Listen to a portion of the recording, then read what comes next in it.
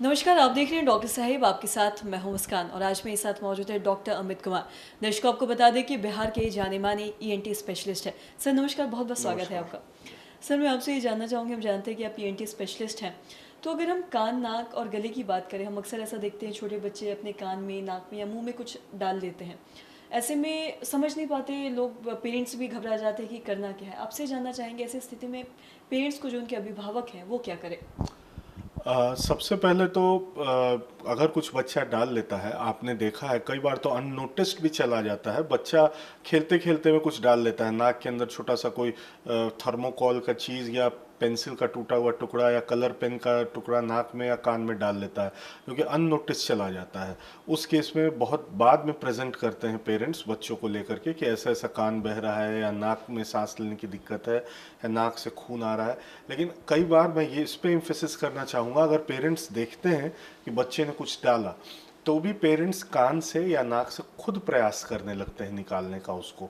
तो ये मेरा आग्रह है सभी अभिभावकों से कि कभी खुद से उसको निकालने का प्रयास बिल्कुल ना करें, क्योंकि अगर कान में बच्चे ने कुछ डाला है तो आपके पास वो ना औजार हैं कि आप कान से उसको निकाल सकते हैं, ना वो एक्सपर्टीज़ है कि आप उसको बिना पर्दा फाड़े निकाल लें। तो बेहतर होगा कि तुरंत डॉक्टर के पास ले जाएं।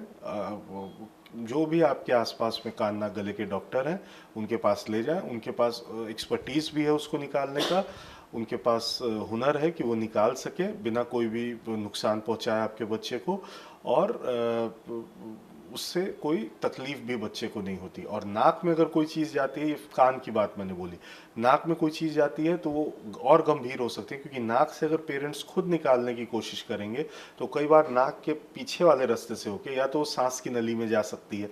सांस की नली में जाना अपने आप में बहुत गंभीर समस्या को जन्म दे सकती है। बच्चे को सांस लेने में प्रॉब्लम, एक साइड के लंग्स में जा सकता है, वो ट्रेकिया में जा करके एक साइड के लंग्स को ऑब्स्ट्रक्ट कर सकता है, सांस लेने की परेशानी हो सकती है। तो इसलिए बहुत ही सावधान रहें। अगर नाक में कुछ लेता है तो सबसे पहले नाक या कान में या गले में, मुंह में भी, तो कभी पैनिक ना करें, सीधा डॉक्टर के पास ले जाएं, वो बिल्कुल ठीक होके निकलेगा, निकल जाएगा। तीसरी सबसे कॉमन चीज़ होती है सिक्का। सिक्का अक्सर बच्चे निगल लेते हैं और वो जाता है सीधे हमारे खाने की नली में।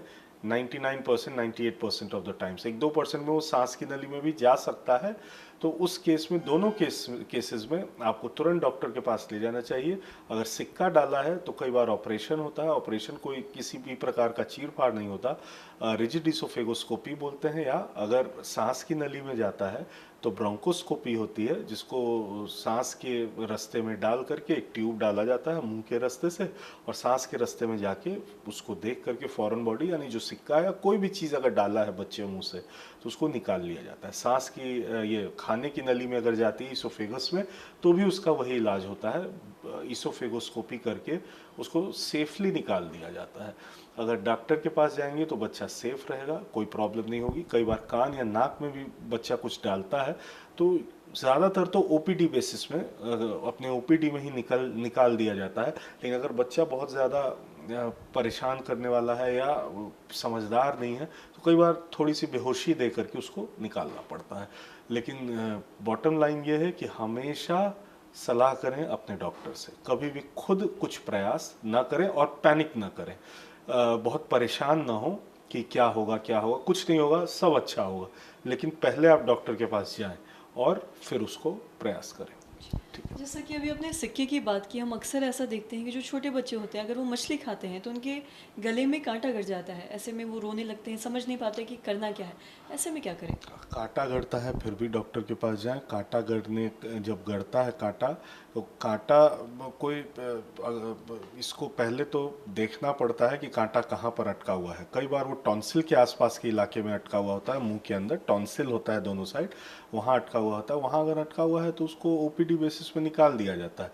और बहुत बार ऐसा होता है कि कांटा गड़ता है तो घर में ही लोग चावल वावल केला वेला खिलाने लगते हैं, बच्चे हों या बड़े हों, केला वेला खा लेके आते हैं कि अटक अटका का लग रहा है, तो एक्चुअली वो कांटा जो है घाव करता हुआ अंदर चला गया होता है। कांटा बहुत बहुत डेंजरस नहीं होता, छोटा मोटा कांटा अगर होता है तो वो घाव करता हुआ चला जाता है। वो कई बार बहुत समय तक ये फीलिंग देता रहता है कि कांटा अटका हुआ है, एक्चुअली अटका हुआ रहता नहीं है। आशा करते हैं दर्शकों कि आप भी ये समझ पाए होंगे कि कान, नाक और गले में अगर आपके कुछ फंसता है तो आपको ऐसी स्थिति में क्या करना है।